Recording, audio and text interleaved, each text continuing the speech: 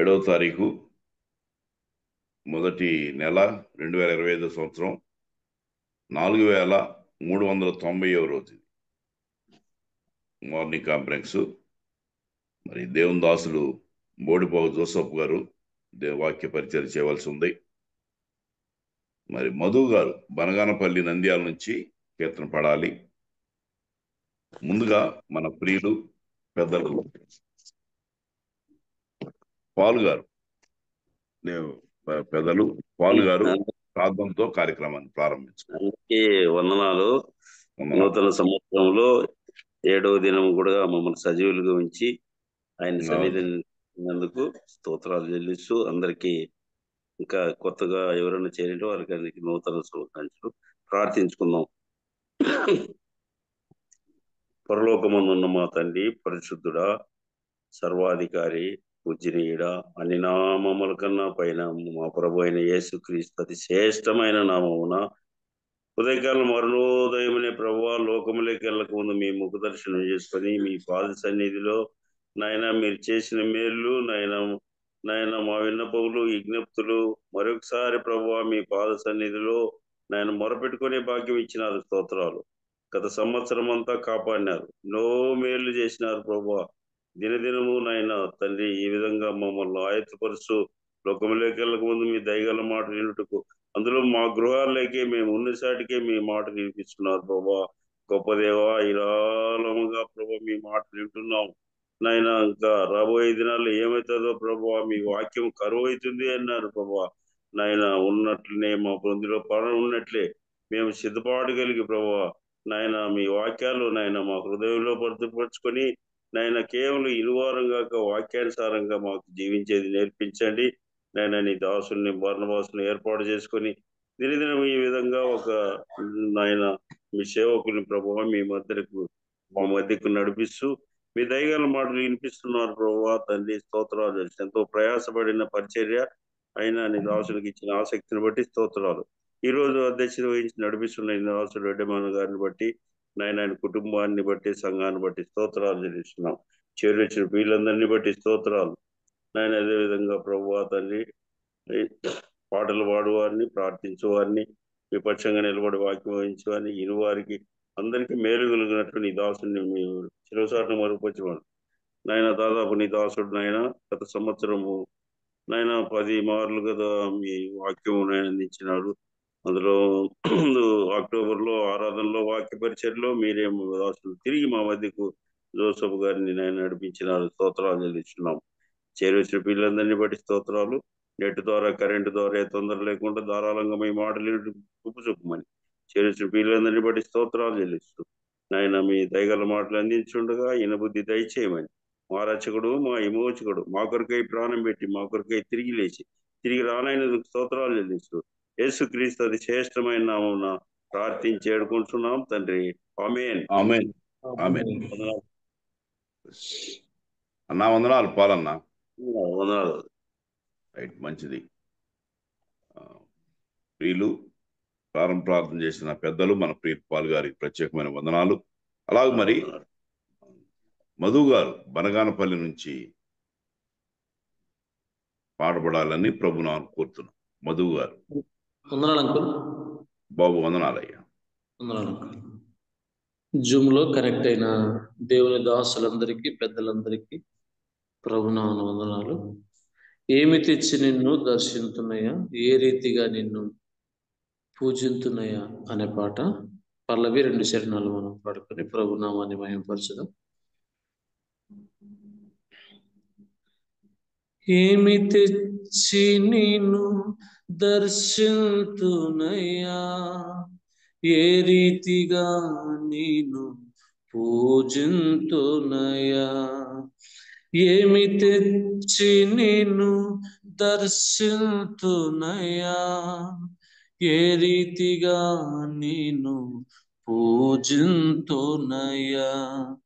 వినయముగా నీ సన్నిధి మొక్కి స్తుతియాగము చేతునయా.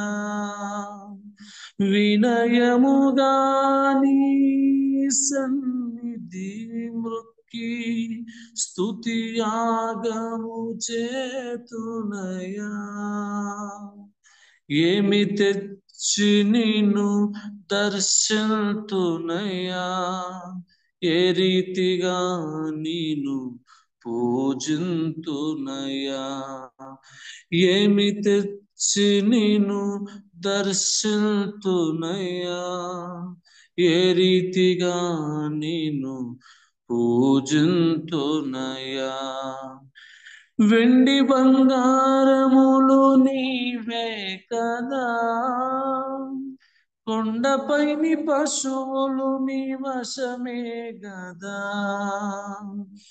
వెండి బంగారములు నీవే గదా కొండపైని పశువులు నీ వశమే గదా విరిగిన మనసు నలిగిన హృదయం విరిగిన మనసు నలిగిన హృదయం నీవు కోరిన ధూపమయా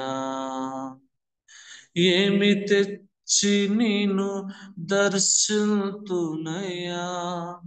ఏ రీతిగా నేను పూజింతునయా ఏమి తెచ్చి నేను దర్శింతునయా ఏ రీతిగా నేను పూజింతునయా వినయముగా నీ సన్నిధి మృక్కి స్తుతి యాగము చేతునయా వినయముగా నీ సన్నిధి మృక్కి స్తుతి యాగము చేతునయా ఏమి తెచ్చి నేను దర్శింతునయా ఏ రీతిగా నేను పూజింతునయా మంచి తైలముతో అభిషేకించనా ఎంచికను కలిచి భజించనా మంచి తైలముతో అభిషేకించనా ఎంచికను కలిచి భజించనా న్యాయముగా నడుచుట కనికరము చూపుట న్యాయముగా నడుచుట కనికరము చూపుట నీకిష్టమైన యాగమయ్యా ఏమి తెచ్చి నిన్ను దర్శింతునయా ఏ రీతిగా నేను పూజింతునయా ఏమి తెచ్చి నిన్ను దర్శింతునయా ఏ రీతిగా నేను పూజింతునయా వినయముగా నీ సన్నిధి మృక్కి స్తుతి యాగము చేతునయా వినయముగా నీ సన్నిధి మృక్కి స్తుతి యాగము చేతునయా ఏమి తెచ్చి నిన్ను దర్శింతునయా ఏ రీతిగా నేను పూజింతునయా ఏమి తెచ్చి నిన్ను దర్శింతునయా ఏ రీతిగా నేను పూజింతునయా అంకుల్ వందనాలు uncle thank you uncle uncle mute ఉన్నారు అంకుల్ చక్కని కీర్తన పాడి వినిపించిన ప్రియులు మధు అన్న గారికి ప్రత్యేకమైన వందనాలు తెలియజేసుకుంటున్నాం. ఉదయకాల సమయంలో తన్మయత్వంలోకి తీసుకెళ్లారు పాట ద్వారా. ప్రభుకి ఎంతైనా వందనస్తులం అంటున్నాం. పాండ్ సహోదరులకు కూడా నిండు వందన. జీవం కలిగిన వాడా, ప్రేమ నమ్మకం కలిగిన తండ్రి, మహాగణుడా, మహాపరిశుద్ధుడమైన తండ్రి వందనాలు. ఇందాక పాలన కూడా ప్రార్థనలో చేశాడు. మధు ప్రార్థన పాడాడు. నీకు వందనాలు, స్తుతులు, స్తోత్రములు నాన్న. జోసఫ్ అన్న వాక్యం అందిస్తుండగా తండ్రి, కేవలము నోట మాట కలిగిన వాడే ప్రభువా. నాయనా నీకు వందనాలు, స్తుతులు, స్తోత్రములు తండ్రి. నాయనా నోటి గుండా ప్రభువా మంచి మాటలు, మాకు అవసరమైన మాటలు, ఒక దిద్దుబాటు, గద్దింపు, హెచ్చరిక మాలో దయచేయమని కూడా ప్రార్థన చేస్తూ ఉన్నాం ప్రభువా. సహాయము దయచేయండి నా తండ్రి. వాక్యం ఎంతో అవసరమై ఉన్నది. అపాయమైన దినాల్లో ఉన్నాం, కష్ట దినాల్లో ఉన్నాం. వాక్యం ఏమో ఆదుకుంటుంది తండ్రి. నీకు వందనాలు, స్తుతులు, స్తోత్రములు నాన్న. 4097 రోజులలో మేమున్నాం. ఫస్ట్ సంవత్సరములో అయినా 7వ తారీఖు 2025 జనవరి నెలలో మేము ఉన్నాం. మమ్మలను కాసి కంచి వేశారు. నీకు స్తోత్రాలు, వందనాలు తండ్రి. అన్ని విధాలుగా కూడా ప్రభువా, ఇన్ని సంవత్సరాలు మీరు మమ్మల్ని అనుదినము ఉదాసుని నిలబెట్టి వాక్యముతో నింపుతున్న దేవానికి స్తుతులు, స్తోత్రములు చెల్లించి ముందుని సమయము నీ పాదాలకు ఒప్పచెప్పుకుంటూ తండ్రి, కరెంటు వలన గాని ప్రభువా నాయనా తండ్రి, అన్ని విధాలుగా నీ కృపలో మమ్మల్ని జ్ఞాపం చేసుకొని మహిమ, ఘనత, ప్రభావములను మీ గొప్ప చెప్పుకుంటూ ముందుని సమయముని పదాలు గొప్ప చెప్పుకుంటూ ప్రభువైన యేసుక్రీస్తు పరిశుద్ధమైన నామములో బతిమాలి వేడుకుంటున్నాము తండ్రి. ఆమేన్. ఆమేన్. ఆమేన్. అన్న వందనాలు శివయ్య అన్న. అన్న వందనాలు. వందనాలు. దేవుని దాసులు బోడిపోగు జోసఫ్ గారు పిరంగపురం నుంచి మనకి వాక్యం అందిస్తారు. అన్న వందనాలు అన్న జోసఫ్ అన్న. వందనాలండి. రైట్, మంచిది అన్న. వాక్య పరిచయం. మంచిది. మహిమ గల దేవునికి మొదటిగా కృతజ్ఞతాస్తుతులు తెలియజేస్తూ ఈ ఉదయకాల సమయంలో ఆయా స్థలాల నుండి ఈ కాన్ఫరెన్స్ లో కనెక్ట్ అయిన మీ అందరికీ ప్రభు అయిన యేసుక్రీస్తు నామంలో నా హృదయపూర్వకమైన వందనాలు తెలియజేస్తున్నాను. అలాగే మరి ప్రతిరోజు దేవుని వాక్యం చేత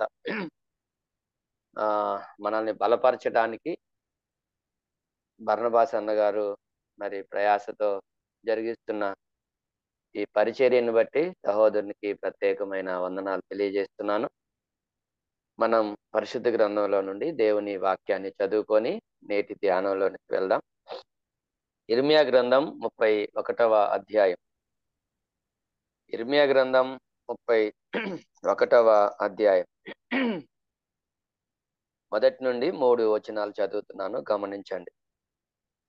యెహోవా వాక్కు ఇదే: ఆ కాలమున నేను ఇశ్రాయేలు వంశస్థులకందరికీ దేవుడినయుందును, వారు నాకు ప్రజలయ్యుందురు.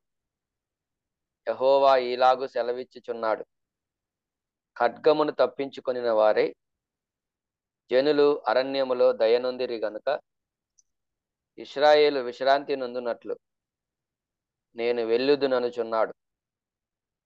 చాలా కాలం క్రిందట యెహోవా నాకు ప్రత్యక్షమై ఇట్లనెను: శాశ్వతమైన ప్రేమతో నేను నిన్ను ప్రేమించుచున్నాను గనుక విడువక నీ ఎడల కృప చూపుచున్నాను. నేను కూడా చిన్న మాట ప్రార్థన చేస్తాను. దయగల మా తండ్రి, పరిశుద్ధ దేవ, మిమ్మల్ని స్తుతిస్తూ మరొకసారి మేమంతా ఇలాగున్న కలుసుకోవటానికి, సహవాసం చేయటానికి, మీ మాటల చేత ఒకరినొకరు ఆదరించుకోవటానికి మీరు ఇచ్చిన అవకాశాన్ని బట్టి స్తుతిస్తూ మరి మీ దాసులు భారంతో జరిగిస్తున్న ఈ పరిచర్యను ఇంకా నాయన రానున్న దినాల్లో అనేకుల క్షేమం కొరకు, మీ మహిమ కొరకు ఉపయోగించమని మెట్టుకు మేము చదువుకున్న ఈ వాక్య భాగంలో నుంచి మీరే మాతో మాట్లాడము. యేసుక్రీస్తు ప్రభు వారి శ్రేష్టమైన నామంలో ప్రార్థించుచున్నాము తండ్రి. ఆమేన్. ఆమేన్. మంచిదండి. మరొకసారి మహిమ గల దేవునికి కృతజ్ఞతలు తెలియజేస్తూ మీ అందరికీ నా హృదయపూర్వకమైన వందనాలు తెలియజేస్తున్నాను. మరి దేవుడు తన మహాకృపను, విశేషమైన తన కనికరాన్ని మన పట్ల చూపించి మనల్ని మరొక నూతన సంవత్సరంలో ప్రవేశపెట్టాడు. ఈ నూతన సంవత్సరంలో ప్రవేశించిన మీలో ఎవరెవరికి ఎలాంటి ఆలోచనలు ఉన్నాయో, ఎలాంటి ప్రణాళికలు ఉన్నాయో, ఎలాంటి మరి ఉద్దేశాలు ఉన్నాయో నాకు తెలియదు, కానీ మనందరి పట్ల దేవునికి ఒక ఉద్దేశం ఉంది. దాన్ని మనం ఎరిగి నెరవేరిస్తే దేవునికి మహిమ, మనకి క్షేమం కలుగుతుంది. మంచిది. ఈ వాక్య భాగం నన్ను ఎంతగానో ప్రభావితం చేసినటువంటి వాక్య భాగం. ఇక్కడ మనం జ్ఞాపకం చేసుకుంటే, నేను ఇశ్రాయేలీయుల వంశస్థులకు దేవుడినై ఉంటాను అని ప్రభు చెప్తూ, వారు నా ప్రజలై ఉంటారు అని చెప్తుంటే, వాస్తవానికి ఆయన వారి దేవుడే, వారు ఆయన ప్రజలే, గాని ఎందుకో వారికి ఆయనకి కొంత గ్యాప్ వచ్చింది. ప్రజలు ఆయనకి దూరం అయిపోయారు.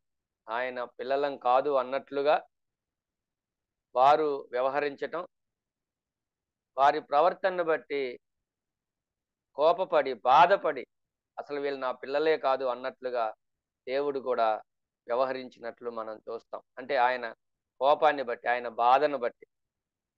అందుకనే శత్రువుల చేతికి అప్పగించాడు. శత్రువులు తన ప్రజలని ఎంతగా హింసించినా, బాధించినా ఆయన మౌనంగా ఉండవలసి వచ్చింది. 2వ వచనంలో మనం ఏం చూస్తామంటే, ఖడ్గమును తప్పించుకొనిన వారి జనులు అరణ్యములో దయనుందిరి. ఇది ఐగుప్తు నుంచి కనానుకు వెళ్ళేది అయి ఉండొచ్చు, లేదా బబులోను నుంచి తిరిగి వచ్చినటువంటి అదైనా కావచ్చు. ఈ రెండింటికి అది సింక్ అవుతుంది. ఈ మాటల్ని జ్ఞాపకం చేస్తూ 3వ వచనంలో ఏమన్నాడంటే, చాలా కాలం క్రిందట యెహోవా నాకు ప్రత్యక్షమై ఇట్లనెను. అలాగైతే దేవుడు తనను తాను ప్రారంభం నుండి ఆయన ప్రత్యక్షపరుచుకుంటూనే ఉన్నాడు. దేవుడు మనకి ప్రత్యక్షం కాకపోతే, తనను గురించి తాను మనకి ప్రత్యక్షపరచుకోకపోతే, ఆయన గురించి మనం అర్థం చేసుకోవటం సాధ్యం కాదు. అయితే ఇక్కడ మనం ఆలోచించాల్సిన విషయం ఏంటంటే, చాలా కాలం క్రిందట యెహోవా నాకు ప్రత్యక్షమై అన్నాడు. మనం ఒకసారి సమూయేలు మొదటి గ్రంథం 3వ అధ్యాయానికి వెళ్ళి మరలా వెనక్కి వద్దాం. చూడండి, సమూయేలు మొదటి గ్రంథం 3వ అధ్యాయం. సమూయేలు మొదటి గ్రంథం 3వ అధ్యాయం మొదటి వచనం ఇలా ఉంటుంది. బాలుడైన సమూయేలు ఏలి ఎదుట యెహోవాకు పరిచర్య చేయుచుండెను. ఆ దినములలో యెహోవా వాక్కు ప్రత్యక్షమగుట అరుదు, ప్రత్యక్షము తరచుగా తటస్థించుటలేదు. వాస్తవానికి దేవుడు మానవునికి తనను తాను ప్రత్యక్షపరచుకోవటానికి ఎల్లప్పుడూ సిద్ధంగా ఉన్నాడు. అయితే మానవుడే దేవుని ప్రత్యక్షతను పొందటానికి, లేదా అనుభవించటానికి, లేదా అర్థం చేసుకోవటానికి సిద్ధంగా లేడు అని మనం జ్ఞాపకం చేసుకోవచ్చు. ఆ కారణం చేతనే దేవుడు ప్రత్యక్షం అవటం అరుదుగా జరుగుతుంది అని ఇక్కడ మనం చూస్తా ఉన్నాం. అలాగే విలాప వాక్యాల గ్రంథం 2వ అధ్యాయం 9వ వచనం కూడా ఒకసారి మనం చూద్దాం. చూడండి, విలాప వాక్యముల గ్రంథం 2వ అధ్యాయం, విలాప వాక్యాలు 2వ అధ్యాయం 9వ వచనం. కొంచెం బాగా మనం కిందికి వస్తే చివరి 2 లైన్లు చదువుతున్నాను. అచ్చట వారికి ధర్మశాస్త్రము లేకపోయెను, యెహోవా ప్రత్యక్షత దాని ప్రవక్తలకు కలుగుటలేదు. అలాగైతే ఈ మాటలన్నిటిని మనం జ్ఞాపకం చేసుకుంటుండగా ఇర్మియా అన్నాడు, చాలా కాలం క్రిందట యెహోవా నాకు ప్రత్యక్షమయ్యాడని. సమూయేలు గ్రంథంలో మనం చూస్తాము, ఆ దినాల్లో ప్రత్యక్షత అరుదుగా ఉంది అని. విలాప వాక్యాల్లో మనం చూస్తున్నాము, ధర్మశాస్త్రం లేదు, ప్రత్యక్షత లేదు. అలాగైతే ప్రియులారా, ఇక్కడ మనం ఆలోచిస్తూ ఉండగా దేవుని వాక్య ప్రత్యక్షత మన జీవితాల్లో లేకపోతే మనం ఆత్మీయంగా బలహీన పడిపోతాం. భక్తిహీనులమైపోతాం. చెప్పాలంటే చాలా విధాలైనటువంటి నష్టాల్లోనికి మనం వెళ్తాం. అందుకనే దేవుడు కొంతకాలం మౌనంగా ఉన్నప్పటికీ పూర్తిగా మానవుణ్ణి విడిచిపెట్టలేకపోతున్నాడు. మత్తయి నుండి లేకపోతే మలాకి నుండి మత్తయికి మధ్యలో 4 నుండి 450 సంవత్సరాల గ్యాప్ ఉండొచ్చు అంటారు. దాన్ని చీకటి యుగం లేదా సైలెంట్ పీరియడ్ అని కూడా అంటారు. దేవుడు మౌనంగా ఉన్నాడు, ప్రత్యక్షత లేదు, ప్రవక్తలు లేరు. ఆ తర్వాత యేసుక్రీస్తు ప్రభు వచ్చేసరికి ఆనాటి ప్రజలు ఎంత దయనీయమైన పరిస్థితిలో ఉన్నారో, ప్రభువుతో వారు వ్యవహరించిన తీరు, ప్రభు వారితో మాట్లాడుతూ ఆయన ఉపయోగించిన పదాలు మనల్ని ఆలోచింపజేస్తాయి. అయితే ప్రియులారా, ఇలాంటి పరిస్థితుల్లో ఉంటూ ఉండగా దేవుడు తనను తాను ప్రత్యక్షపరుచుకుంటూ ప్రజలకు ఆయన ఏంటో అర్థమయ్యేటట్లు చేస్తూ అనేక విధాలుగా ఆయన ఆ ప్రయత్నపడుతూనే ఉన్నాడు. ఈ ఈ ఈ ఈ ప్రక్రియలో ఆయన ఏం చెప్తున్నాడంటే చూడండి, 31వ అధ్యాయం ఇర్మియా గ్రంథం 3వ వచనాన్ని మరలా చదువుతున్నాను. 31:3. చాలా కాలం క్రిందట యెహోవా నాకు ప్రత్యక్షమై ఇట్లనెను, శాశ్వతమైన ప్రేమతో నేను నిన్ను ప్రేమించుచున్నాను గనుక విడువక నీ ఎడల కృప చూపుచున్నాను. వాస్తవానికి దేవుడు మానవుణ్ణి వదిలేయొచ్చు. దేవుడు లేకుండా మానవుడు జీవించలేడు, కానీ మానవుడు లేకుండా దేవుడు ఉండగలడు కదా. అయితే ఆయనకి నచ్చకపోయినా, ఆయన్ని విసిగించినా, ఆయన్ని బాధ పెట్టినా, ఆయన్ని మనం ఒక్కోసారి పట్టించుకోకుండా పక్కన పెట్టినా, ఆయనకి ఇబ్బందికరంగా మనం ప్రవర్తించినా ఆయన బాధపడుతున్నాడు, కోప్పడుతున్నాడు, కానీ ఆయన మనల్ని విడిచిపెట్టలేకపోతున్నాడు. అది చాలా ఆశ్చర్యాన్ని కలిగించే విషయం. ఆయన మనల్ని విడిచిపెట్టుంటే మనం ఇప్పటికే ఈ లోక యాత్రను ముగించవలసి వచ్చేది, లేదా ఇంకేదైనా పరిస్థితుల్లో ఉండేవాళ్ళం. కానీ ప్రభు మనల్ని విడిచిపెట్టలేదు. అందుకనే చెప్తున్నాడు ఆయన, శాశ్వతమైన ప్రేమతో నేను మిమ్మల్ని ప్రేమించుచున్నాను గనుక విడువక మీ ఎడల కృప చూపిస్తున్నాను అన్నాడు. ఒకసారి మనం ఇదే 31వ అధ్యాయం 20వ వచనాన్ని చదువుకుందాం. చూడండి, 31వ అధ్యాయం ఇర్మియా గ్రంథం 20వ వచనం. ఎఫ్రాయిము నాకు ఇష్టమైన కుమారుడా, నాకు ముద్దు బిడ్డ, నేను అతనికి విరోధముగా మాట్లాడినప్పుడెల్లా అతని జ్ఞాపకము నన్ను విడవకున్నది, అతని గూర్చి నా కడుపులో చాలా వేదనగానున్నది. నేను తప్పక నేను అతన్ని కరుణింతును. ఇదే యెహోవా వాక్కు. ఇక్కడ మనం జ్ఞాపకం చేసుకుంటే ఆ రోజుల్లో మనందరికీ తెలిసినట్లుగానే ఇశ్రాయేలీలు 2 అయ్యారు, ఉత్తర భాగం, దక్షిణ భాగం అని. అలాగైతే ఎఫ్రాయిము అంటున్నప్పుడు ఇది ఒక ప్రాంతానికి సంబంధించింది. మంచిది. ఇక్కడ ఇశ్రాయేలు ప్రజల గురించి ఆయన మాట్లాడుతూ ఆయన ఏమంటున్నాడంటే, నేను ఇశ్రాయేలు అన్న ఎఫ్రాయిం అన్న అది జాతిని ఉద్దేశించి చెప్పబడిన మాట. నేను వారికి, అతనికి అన్నాడు కానీ, నేను వారికి విరోధంగా మాట్లాడినప్పుడల్లా అతని జ్ఞాపకాలు నన్ను విడువకున్నవి. ఇశ్రాయేలీలు భక్తిహీనులైనప్పుడు, ఇశ్రాయేలీలు దేవునికి దూరమైనప్పుడు, దేవుణ్ణి విసర్జించినప్పుడు, లోక సంబంధంగా వాళ్ళు జీవిస్తా ఉన్నప్పుడు ఆయన కోపం వచ్చింది. ఆయన వాళ్ళకి విరోధి అయ్యాడు, కానీ వాళ్ళ జ్ఞాపకాలు విడిచిపెట్టట్లేదట. అలాగైతే ఆయన ఎంత ప్రేమ గలవాడో, ఆయన ఎంత కృపగలవాడో ఈ మాటల్లోనే మనం అర్థం చేసుకోవచ్చు. మంచిది. ఈరోజు మనం ఈ 31:3లో 3 మాటలు ఉన్నాయి కదా. ఒకటి ప్రత్యక్షత, రెండవది ప్రేమ, మూడవది కృప. ఇలా చెప్పుకున్నాం. దైవ ప్రత్యక్షత, దేవుని ప్రేమ, దేవుని కృప. ఈ 3 మాటలు మనం ఈ వచనాల భాగాల్లో మనం చూస్తూ ఉండగా వీటన్నిటిని మనం ఆలోచించలేకపోయినా 2 మాటల్ని మనం జ్ఞాపకం చేసుకోవడానికి ప్రయత్నం చేద్దాం. మొదటి మాట ఏంటయ్యా అంటే ప్రత్యక్షత.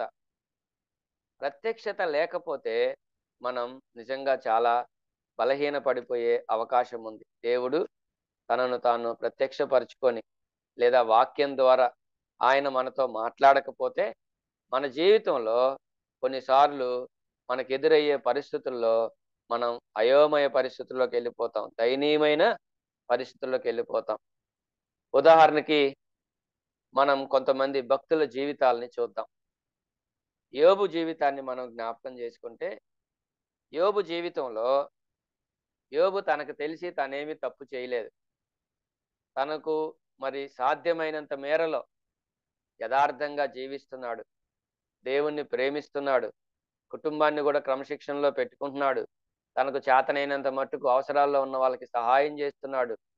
ఏ కోణంలో చూసినా గానీ ఆయన ఏమీ లోపం లేకుండా తాను కొనసాగుతా ఉన్నాడు. కానీ ఎందుకో తెలియదు, యోబు జీవితంలో ప్రతికూలమైన పరిస్థితులు, అనారోగ్య పరిస్థితులు, ఆర్థికంగా ఎంతో నష్టపోయిన పరిస్థితి, కుటుంబంలో పిల్లల్ని కోల్పోయాడు, ఓ పక్కన ప్రజల యొక్క అవమానాలు, మరో పక్కన మరి ఏమంటారు, హృదయంలో ఉన్నటువంటి బాధ, వేదన, వీటన్నిటి మధ్యలో కొన్నిసార్లు అతనికి అర్థం కావట్లేదు ఏంటి పరిస్థితి, ఎందుకు ఇలా జరుగుతుంది అని. అయితే ఈ ఈ ఈ ఆలోచన చాలా కాలం జరిగింది. చాలా కాలం జరిగిన తర్వాత దేవుడు ఆ యోబుకి ప్రత్యక్షమయ్యాడు. ప్రత్యక్షమైన తర్వాత యోబు మాటలను మనం చూద్దాం. 42వ అధ్యాయం. అంతకు ముందు వరకేమో ఆయన దేవుడు నాకు పగవాడయ్యాడు, నాకు విరోధి అయ్యాడు, ఇక నా పని అయిపోయింది, ఇక నేను కనపడకుండా వెళ్తాను, లేకపోతే నా పరిస్థితి ఇలా ఉంది, ఎందుకు నాకు ఇలా, అసలు నేను పుట్టకుండా ఉంటే బాగుండేది, ఇలా బాధపడ్డాడు ఆయనకున్న పరిస్థితులను బట్టి. కానీ దేవుడు ప్రత్యక్షమై దేవుడు యోబుతో మాట్లాడిన తర్వాత, విషయం అర్థమైన తర్వాత యోబు ఇలా మాట్లాడుతున్నాడు. 42వ అధ్యాయం, యోబు గ్రంథం 42వ అధ్యాయం. అప్పుడు యోబు యెహోవాతో ఇలాగు ప్రత్యుత్తరం ఇచ్చెను, నీవు సమస్త క్రియలు చేయగలవనియు, నీవు ఉద్దేశించినది ఏదియు నిష్ఫలము కానేరదనియు నేనిప్పుడు తెలుసుకొంటిని.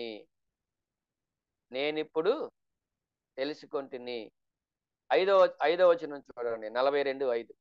వినికిడి చేత నిన్ను గూర్చిన వార్త నేను వింటిని, అయితే ఇప్పుడు నేను కన్నులారా నిన్ను చూచుచున్నాను, కావున నన్ను నేను అసహించుకొని ధూళిలోను బూడిదలోను పడి పశ్చాత్తాపపడుచున్నాను.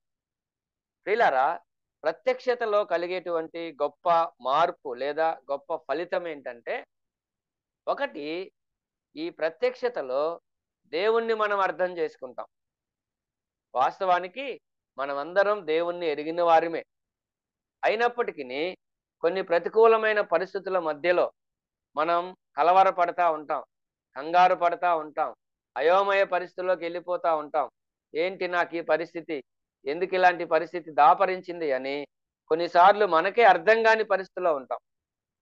అయితే దేవుడు ప్రత్యక్షమైనప్పుడు లేదా వాక్యములో ఆయన మనకు తనను తాను ప్రత్యక్షపరుచుకొని మనతో మాట్లాడినప్పుడు, మనకు విషయం అర్థమైనప్పుడు తెప్పరిల్లుతాం, అమ్మో ఇదా పరిస్థితి అని. యోబు జీవితంలో అదే జరిగింది. అంతవరకు యోబు రకరకాలుగా బాధపడుతూ తనకున్న పరిస్థితులను బట్టి ఆయన చాలా నలిగిపోయాడు, చాలా ఇబ్బంది పడ్డాడు. అయితే ఇప్పుడేమంటున్నాడంటే దేవుడు అర్థమయ్యాడు. ఇప్పుడు ఆయన చెప్తున్నది ఏంటంటే, నన్ను నేను అసహించుకొని ధూళిలో బూడిదలో పడి పశ్చాత్తాపడుతున్నాను. నేను యోబుని ఏమాత్రం తక్కువ చేయట్లేదు, తప్పు పట్టట్లేదు. చాలా దివ్యమైనటువంటి వ్యక్తిత్వం, జీవితం కలిగిన వ్యక్తి. అయితే యోబు మాటలు గనక మనం గమనిస్తే, ఆయన స్నేహితులతో మాట్లాడిన, ఇంకొకరితో మాట్లాడిన, ముఖ్యంగా స్నేహితులతో ఆయనకి జరిగిన వాదనలో, అందుకనే పెద్దలు ఏమంటారంటే, వాక్యంలో కూడా ఉంది, మనం వినటానికి వేగిరపడాలి, మాట్లాడటానికి నిదానించాలి. ఎక్కువ మాట్లాడటం ద్వారా అనవసరమైన మాటలు వస్తాయి, భక్తిహీనులం అయ్యే ప్రమాదం ఉంటది. యోబును కూడా వాళ్ళు వాదిస్తూ విసిగిస్తూ ఉండగా ఆయన కొన్ని పదాలు వాడాడు, కొంచెం ఇబ్బందికరంగానే ఆ పదాలు ఉంటాయి. అలాగైతే ఆయన ఏం చెప్పాలనుకుంటున్నాడంటే, ఆయన తనలో ఎలాంటి లోపం లేదు, నేను ఏ తప్పు చేయలేదు, దేవుడే మరి ఎందుకో ఇలా చేస్తున్నాడు అని ఆయన మాట్లాడటం మనం చూస్తాం.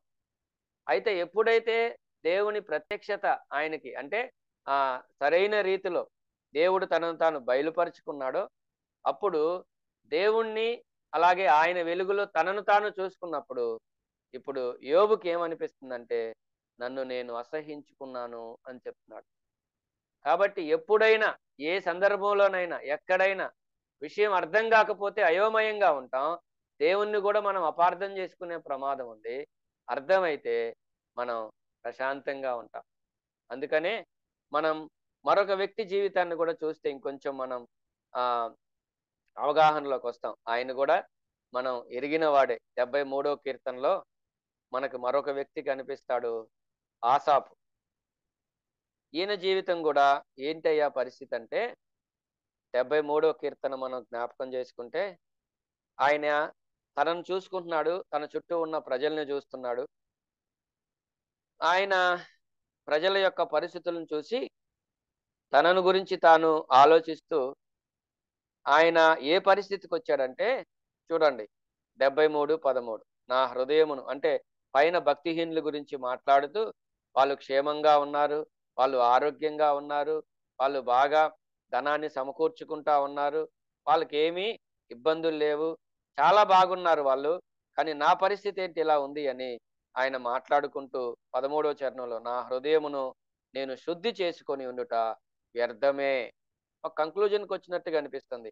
నా చేతులు కడుగుకొని నిర్మలుడనై ఉండుట వ్యర్థమే, దినమంతా నాకు బాధ కలుగుచున్నది, ప్రతి ఉదయమున నాకు శిక్ష వస్తుంది. భక్తిహీనులుగా వారు ఇష్టానుసారంగా జీవిస్తేనేమో ఆరోగ్యంగా ఉన్నారు, నాకేమో ఆరోగ్యం సరిగా లేదు.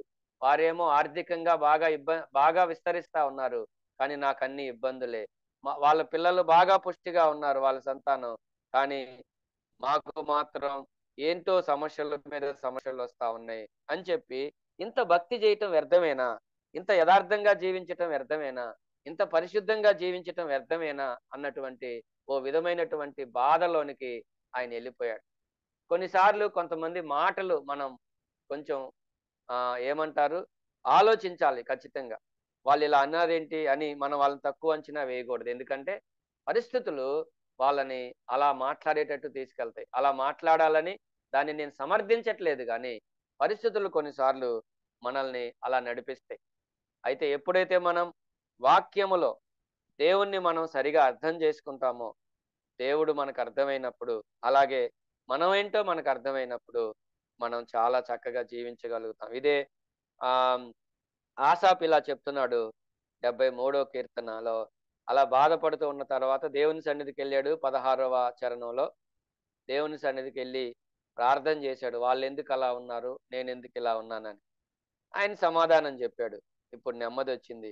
ఇప్పుడు ఏమంటున్నాడు అంటే 25వ వచనం, ఆకాశమందు నీవు తప్ప నాకెవరున్నారు, నీవు నాకుండగా లోకములోనిది ఏదియు నాకు అక్కర్లేదు.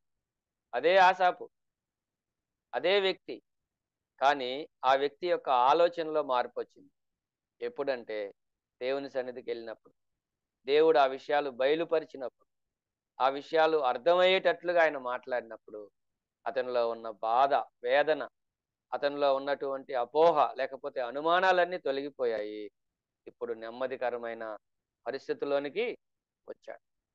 కాబట్టి ఈ ఉదయకాల సమయంలో దేవుని పిల్లలంగా మనము ఏదైనా ప్రతికూలమైన పరిస్థితులు వచ్చినప్పుడు, ఇబ్బందికరమైన పరిస్థితులు వచ్చినప్పుడు మనము బెంబేలెత్తిపోవాల్సిన అవసరం లేదు. కానీ ప్రభు పాదాల దగ్గరికి వచ్చినప్పుడు, వాక్యం దగ్గరికి వచ్చినప్పుడు అందులో నుంచి దేవుడు మనతో మాట్లాడి మనకు అర్థమయ్యే విధంగా ఆ పరిస్థితులు ఎందుకు అలా జరుగుతున్నాయో, అలాంటి ఇబ్బందికరమైన పరిస్థితుల నుంచి మనం ఎందుకు వెళ్ళవలసి వస్తుందో ఆయన బయలుపరిస్తే అప్పుడు మనం నెమ్మదిగా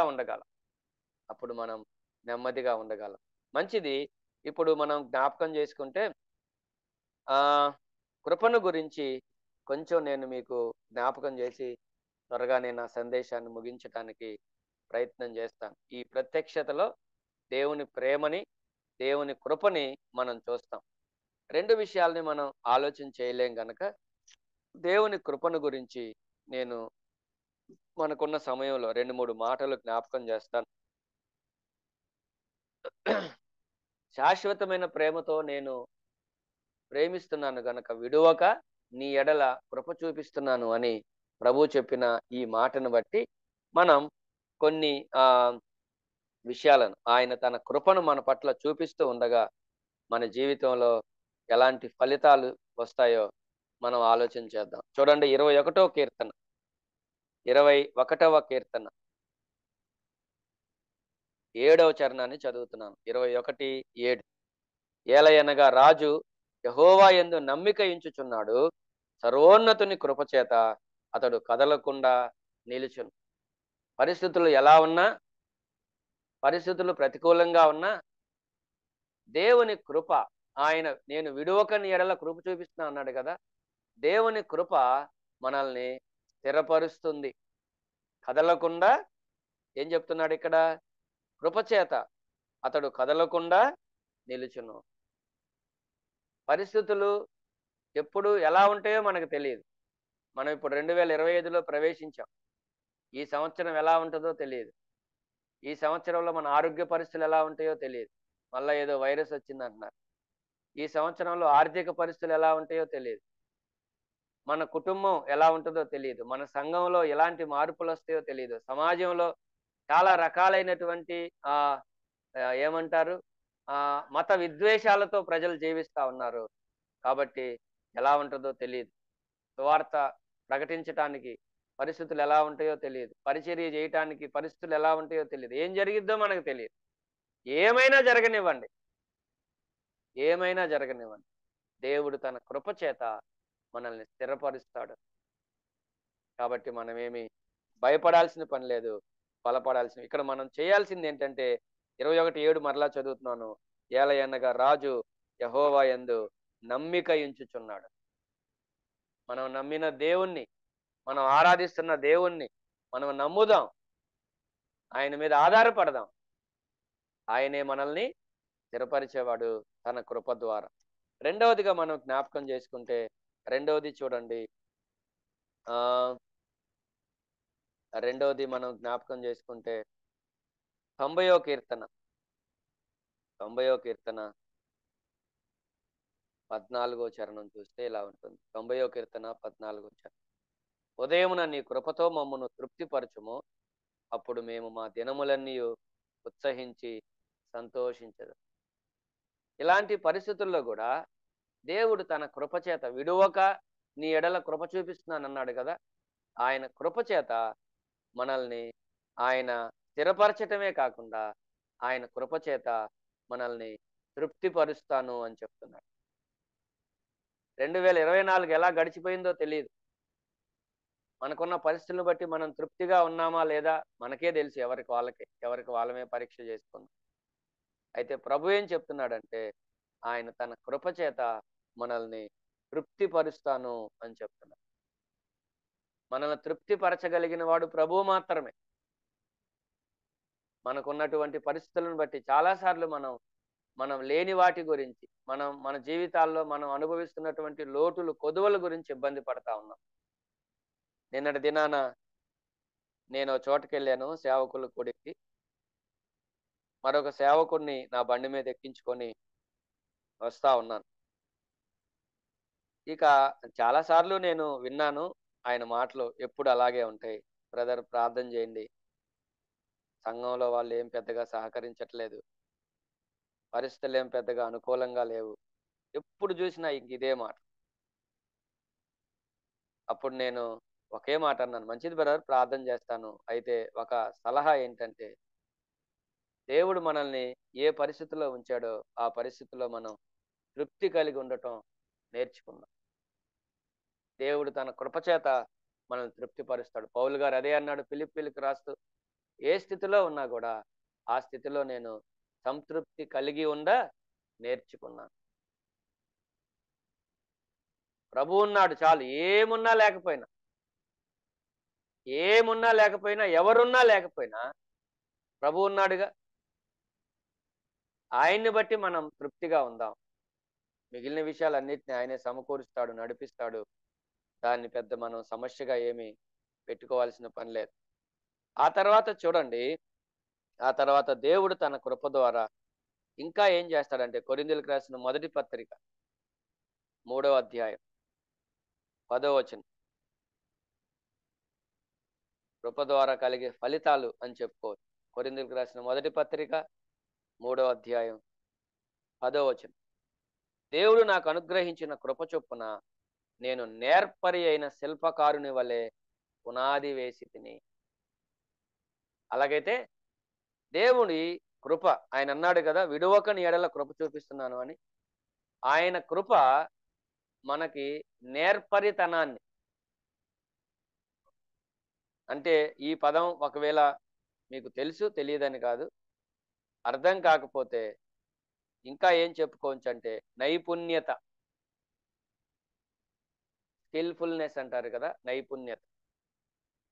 అలాగైతే కొన్నిసార్లు మనం పరిచర్యలో, అలాగే కుటుంబంలో మనం కొన్నిసార్లు ఏమంటారు, నైపుణ్యత లేకుండా, నేర్పరితనం లేకుండా ఎలా పడితే అలా చేస్తే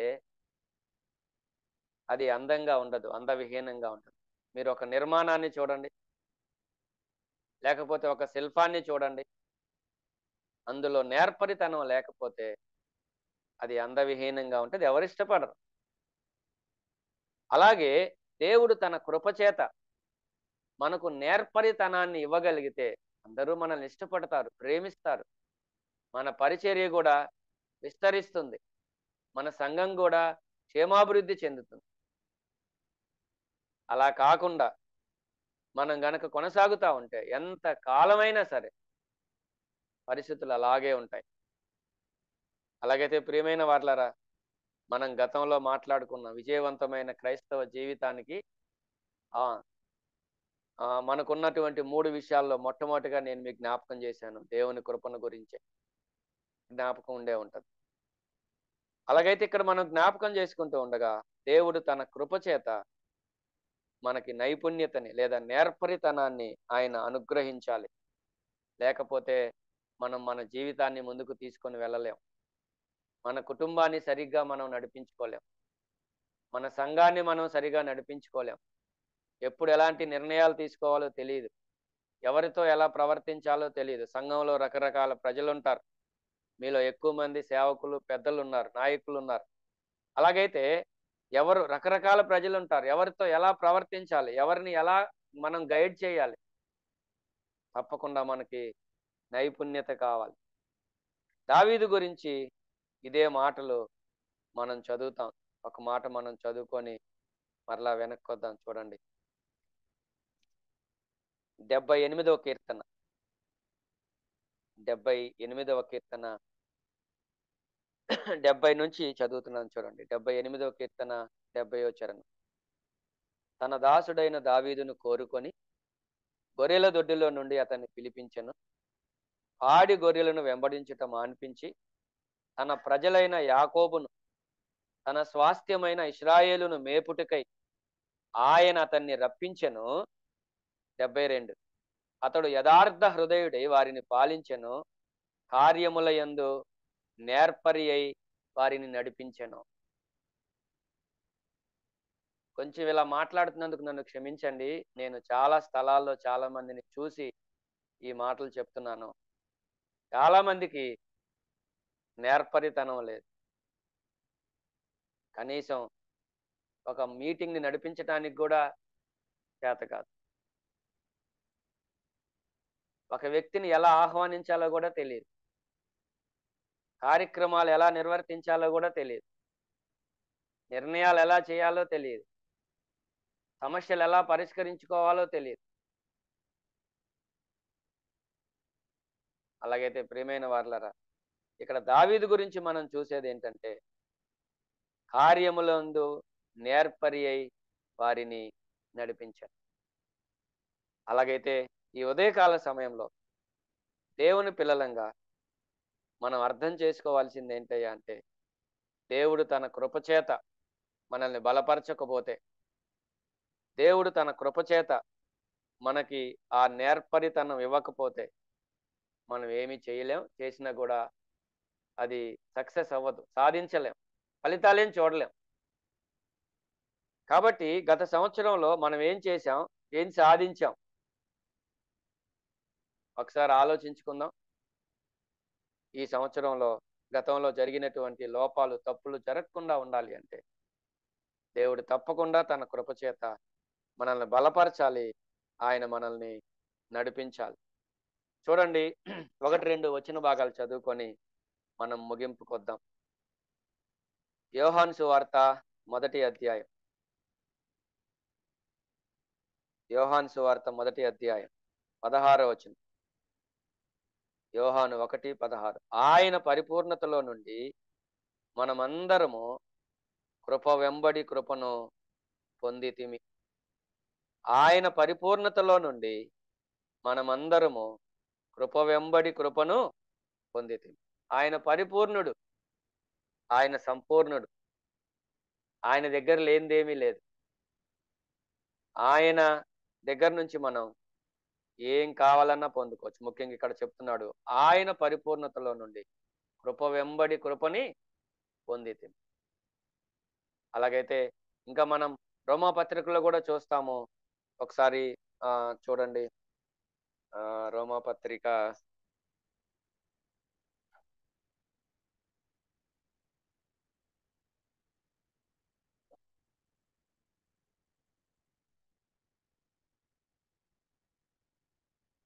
10వ అధ్యాయం.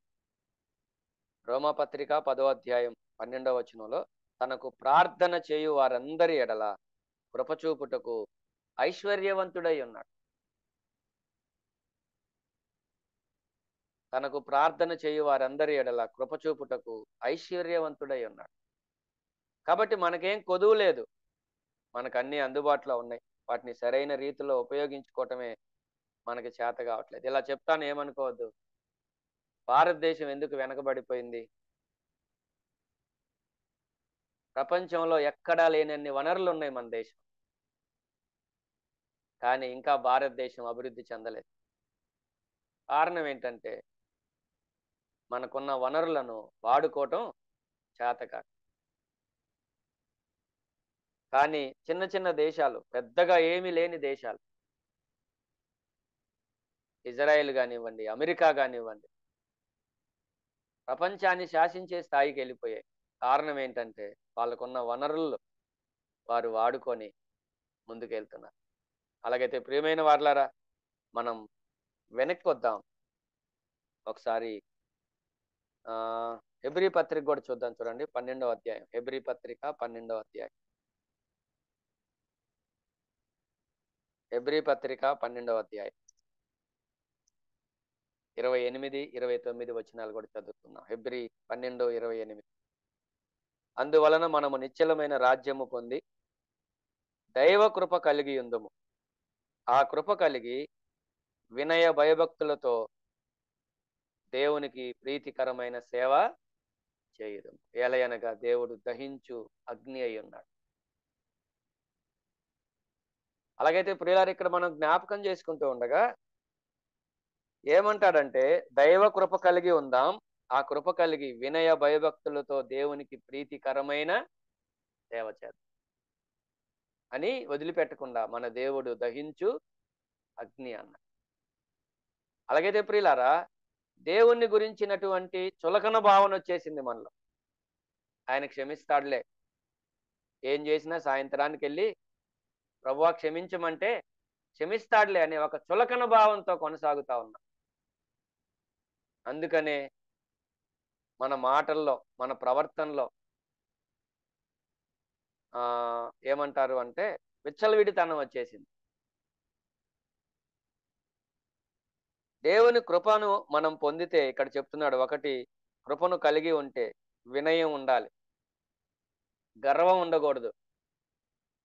వాక్యం అర్థమయ్యే కొలిది, ఆత్మీయంగా ఎదిగే కొలిది వినయంగా జీవించాలి మనం. రెండవది, ఆ కృప కలిగిన మనం భయభక్తులతో ఉండాలి. భయం లేకుండా మనం జీవించకూడదు. మూడవదిగా, దేవునికి ప్రీతికరమైన సేవ చేయాలి. క్షమించండి ఇలా చెప్తున్నందుకు, దేవుని సంతోష పెట్టడం మర్చిపోయాం. మనుషులను సంతోష పెట్టడానికి అలవాటు పడిపోయాం. మన ప్రసంగాల్లో, మన నిర్ణయాల్లో దేవుడు సంతోషిస్తున్నాడో లేదో తెలియదు, కానీ వాళ్ళు బాధ పెడతారు, వీళ్ళు బాధ పెడతారని ప్రజల్ని సంతోష పెట్టడానికే మనం ముందుకెళ్తున్నాం. జాగ్రత్త, మన దేవుడు దహించు అగ్ని.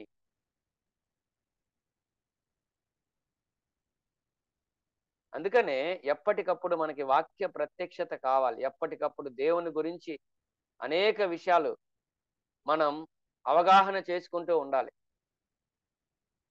లేకపోతే మనం మన జీవితంలో ఆత్మీయంగా బలహీన పడిపోయే ప్రమాదం ఉంది.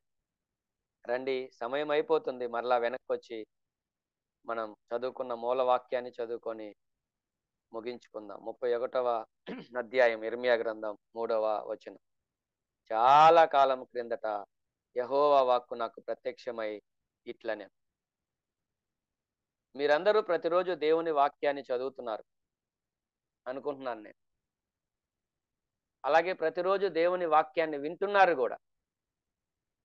అయితే ఇక్కడ చదువుతున్న లేదా వింటున్నటువంటి మాటల్ని మనం గ్రహించగలుగుతున్నామా?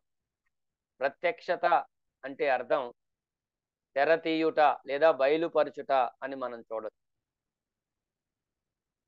అలాగైతే దేవుని వాక్యాన్ని చదువుతున్నాం, దేవుని వాక్యాన్ని వింటున్నాం, కానీ ఎందుకని అర్థం చేసుకోలేకపోతున్నాం? ఆ మాట నేను ఎందుకు ఇన్నిసార్లు చెప్పాల్సి వస్తుందంటే, అర్థమైతే జీవితంలో మార్పు రావాలి కదా. అర్థమైతే ప్రవర్తనలో మార్పు రావాలి కదా. అర్థమైతే ఆ వాక్యం మనలో కార్యరూపం దాల్చాలి కదా. ఎందుకని జరగట్లేదు? తెస్సలోనికైలకు రాసిన మొదటి పత్రిక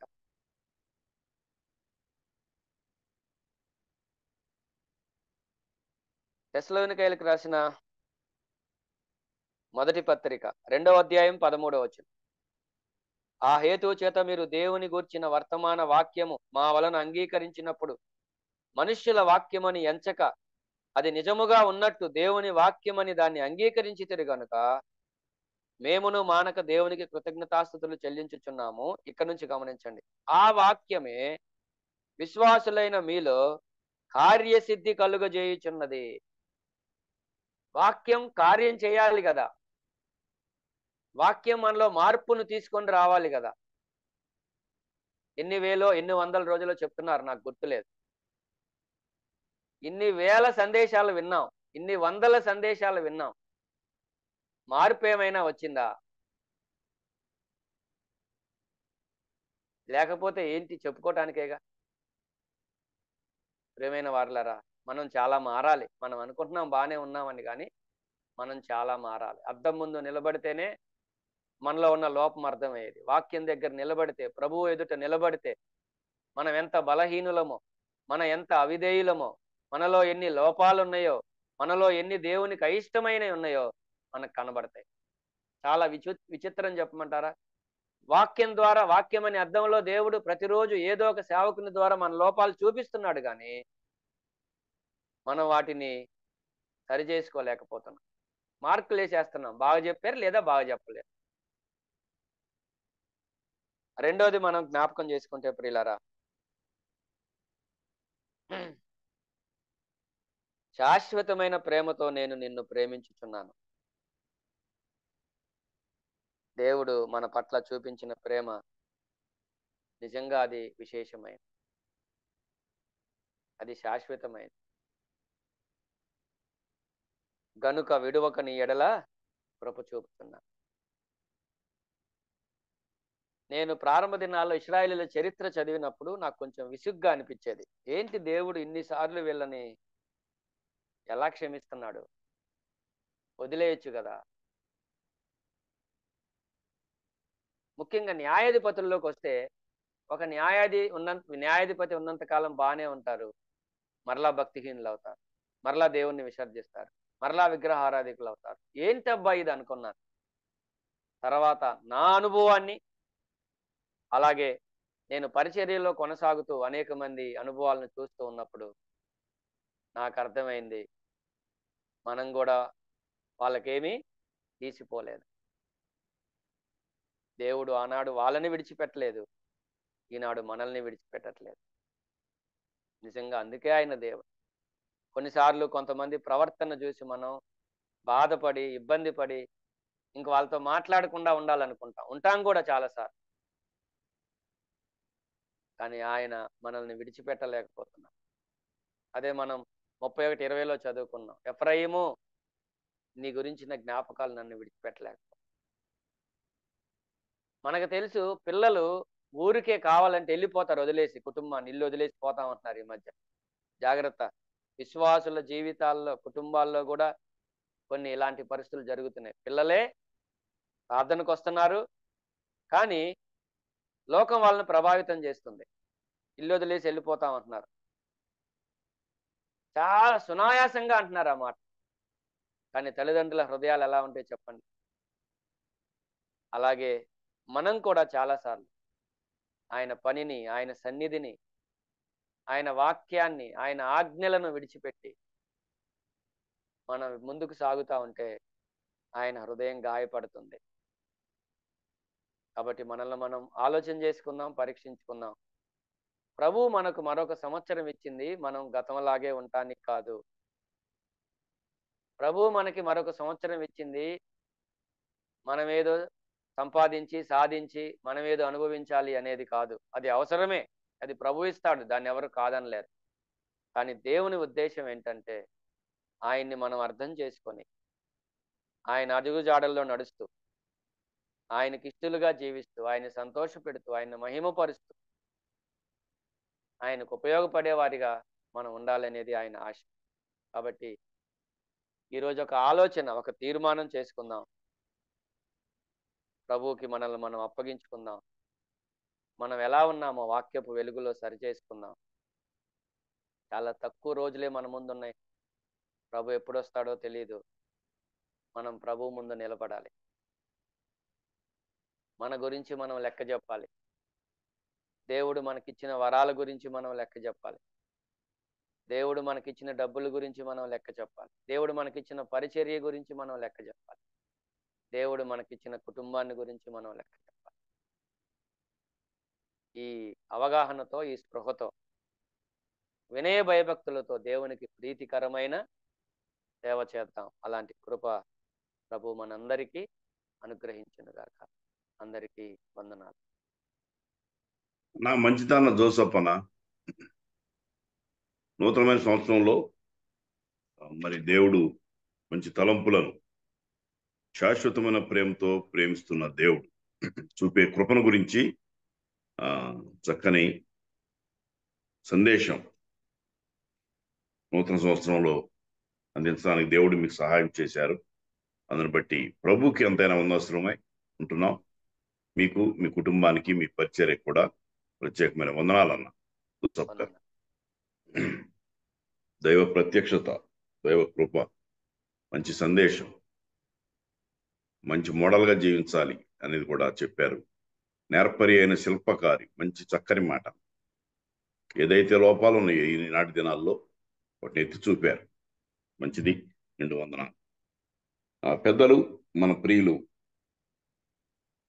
దేవదానం గారు బొంబాయి నుంచి ముగింపు ప్రార్థన చేయవలసిందిగా పెద్దలైన వారిని కోరుకుంటున్నాను. వాక్య పరిచయం గురించి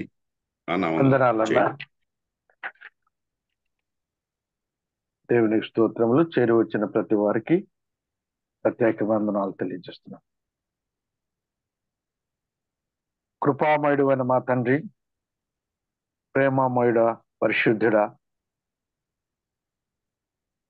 నమ్మకమైన మా దేవ, మీ ప్రియకుమారుడు, మా రక్షకుడైన యేసుక్రీస్తు పరిశుద్ధ నామమున మరొకసారి మీ పాసనలో ఈ ఉదయ కాలమున ప్రభువా, మీ వాక్కులు వినటానికి, మీ కృపలు పొందటానికి మాకిచ్చిన ధన్యతకై వందనాలు, స్తుతులు, స్తోత్రాలు చెల్లిస్తున్నాం. ఈ దినమున మీ దాసుని జోసెఫ్ గారిని మీరు చక్కగా వాడుకొని మాకిచ్చిన తలంపులను బట్టి వందనాలు చెల్లిస్తున్నాను. ఆయన మీరు ఇచ్చిన అమూల్యమైన మాటలను ప్రభువా, వాక్యం అనే అర్థం ఎదుట మేము సరి చేసుకుంటూ ముందుకు సాగటానికి కృప చూపండి. మీ ప్రత్యక్షతలు ఆగిపోయినప్పుడు చాలా ప్రమాదమని, ప్రత్యక్షతలు కలిగినప్పుడు మా జీవితాల్లో మేము చక్కగా సరి చేసుకుని ప్రభా ప్రతి విధమైన నష్టాన్ని ప్రభా తండ్రి మేము తప్పించుకోవటానికి కృప చూపండి ఆయన. మీ ప్రత్యక్షత మాకు అవసరం. మమ్మల్ని విడివక ఎడబాయక మమ్మల్ని అందుకనే ప్రేమిస్తున్నారు. మీ ప్రత్యక్షత మాకు అనుగ్రహిస్తున్నారు. మీకు స్తోత్రాలు చెల్లిస్తున్నాం. కాబట్టి ప్రభా తండ్రి ఈ దినాల్లో అంత్య దినాల్లో మీ ప్రత్యక్షతను అనుభవిస్తూ ప్రభా యోబు తన జీవితంలో బాధలు అనిపించినప్పటికీ ఎప్పుడైతే ప్రత్యక్షత తన జీవితంలో జరిగిందో అప్పుడు తనను తాను అర్థం చేసుకోగలిగాడు. మీ ప్రత్యక్షతను అనుభవించగలిగాడు. అందరు బట్టి మీకు స్తోత్రాలు. అలాగే ఆసాబు జీవితంలో కూడా మీరు చేసిన మరి సంగతులను బట్టి కూడా మిమ్మల్ని స్తుతిస్తూ గనపరుస్తున్నాం నాయన. దైవ ప్రత్యక్షతను గురించి దైవ కృపను గురించి మాకు వివరించిన విధానాన్ని బట్టి వందనాలు. నిజమే, అనేక సార్లు మీ కృపలు పొందొచ్చు కూడా కృప పొందని వారముగా ప్రక్క మేము వెళుతూ మా సొంత ఉద్దేశములు నెరవేర్చుకుంటూ మీ ప్రత్యక్షతలను పోగొట్టుకుంటూ ఉంటాం.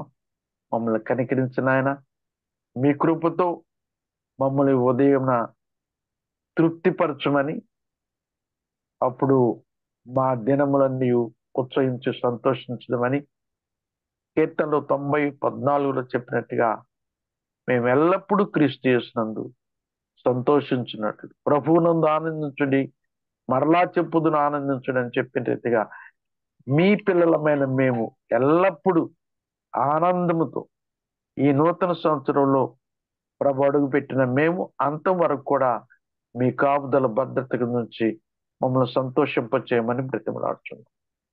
మీరు త్వరగా రానై ఉన్నారు. మేము మిమ్మల్ని చేరబోతున్నాం. ప్రభా మీరొచ్చు పర్యంతం మా మరణ పర్యంతం మీకు స్థిరముగా జీవించు పరిపూర్ణతలో ఉండి ప్రభా తండ్రి మమ్మల్ని మీ కృప వెంబడి కృప పొందిన వారముగా ఉన్నట్లు చేయమని బ్రతిమలాడుచున్నాం. ప్రార్థన చేయవారందరి ఎడల కృప చూపుటకు మీరు నిజముగా ఐశ్వర్యవంతుడు అయి ఉన్నారు. మరి మీ ప్రార్థన చేయి వారిలో మేముండి మిమ్మల్ని స్తుతిస్తూ గనపరుస్తున్నట్లు చేయండి. మరి చివరికి నాయన మీ కృప కలిగి ఉంటే నిజంగా వినయం ఉండాలి. కాబట్టి మేము ఇన్ని వేల దినాలు మీ వాక్యములు విన్నాం.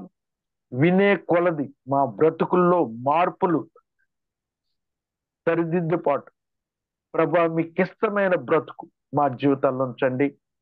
భయభక్తులు మీ కృప కలిగినప్పుడు భయభక్తులు కలిగి ఉండాలని, మీ కృప కలిగినప్పుడు దేవునికి ప్రీతికరమైన సేవ చేయాలని కూడా మీరు చెప్పిన సంగతులన్నిటి బట్టి వందనాలు ఆయన. ప్రభా మీరు చేసిన ఆ త్యాగమును బట్టి, మీరు మా పట్ల చూపిన ప్రేమను బట్టి, మేము పాపులమంటే పరిశుద్ధులుగా మార్చడానికి పరిశుద్ధుడు అయిన మీరు పరలోకం వదిలి భూలోకానికి వచ్చి మా అందరి నిమిత్తం అమూల్యమైన ప్రశస్తమైన రక్తాన్ని దారపోసి ఆ రక్తంలో మా ప్రతి పాపను కడిగి మార్చుకొని మీ కృప వెంబడి కృప మాకు అనుగ్రహిస్తూ బలపరుస్తున్న దేవా మీకు వందనాలు చెల్లిస్తున్నాం. ఇక ఇది మొదలు మేము తప్పిదములు చేయకుండా మాటి మాటికి మీ వాక్యం ద్వారా మాతో మాట్లాడి మహిమ ఘనత ప్రభావం కలిగించడం, దాన్ని బట్టి మీ మహిమార్థమై మా జీవిత కాలం అంతా మమ్మల్ని మేము అప్పగించుకొని బ్రతుకున్నట్లు కృప చూపమని, చేరి వచ్చిన ప్రతి వారిని దైవజనులను, పెద్దలను, పరిచారకులను, పరిశుద్ధులను, సహోదర సహోదరులను అందరిని దీవించండి. మరి ఈ యొక్క జూమ్ నడిపించడానికి మీ దాసులు బర్నబాస్ అన్న గారికి ఇచ్చిన భారమును బట్టి వందనాలు. అలా కొనసాగించటను బట్టి అనేకులు మేలు పొందుతున్నారు. అందరూ బట్టి మీకు స్తోత్రాలు. ఏదైనా మన అధ్యక్షత వహించిన రెడ్డి మన్న గారిని, వారి కుటుంబాన్ని, వారి సేవను కూడా దీవించి మేము ప్రార్థిస్తున్నాం. మరి విశేషంగా జోసెఫ్ అన్న గారికి, వారి కుటుంబ సేవ తోడుగుండి సహాయం చేయమని, మీరొచ్చు పర్యంతం మా మన పర్యంతం మీ కృపలో మేమందరం మిమ్మల్ని మయంపరచలాగిన మీ ప్రత్యక్షలతో మమ్మల్ని నింపి బలపరిచి మయం పొందమని మా ప్రభువును మా రక్షకుడైన యేసుక్రీస్తు పరిశుద్ధనామమున స్తోత్రం చెల్లించి వేడుకొని ప్రార్థన చేస్తున్నాం తండ్రి. ఆమేన్. ఆమేన్. మంచిదన్న ప్రార్థన చేసిన దేవదానం గారికి వందనాలు. వందనాలు.